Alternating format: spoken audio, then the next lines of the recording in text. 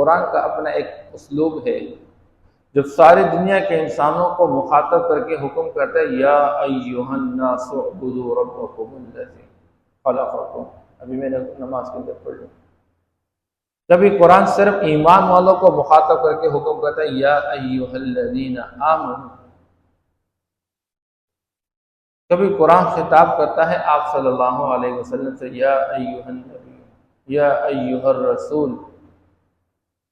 آپ صلی اللہ علیہ وسلم اور بقیہ انبیاء علیہ السلام میں یہ فرق ہے قرآن پاک کے اندر کہ بقیہ انبیاء علیہ السلام کو جب پکارا گیا تو نام کے ساتھ، اور آپ صلی اللہ علیہ وسلم کی عظمت کو ظاہر کرنے کے لیے آپ کا نام نہیں لیا گیا۔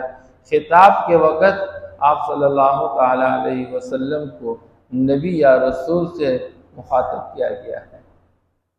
ہاں کہیں پر آپ صلی اللہ علیہ وسلم کا نام لیا گیا تو وہ آپ کی عظمت کو واضح کر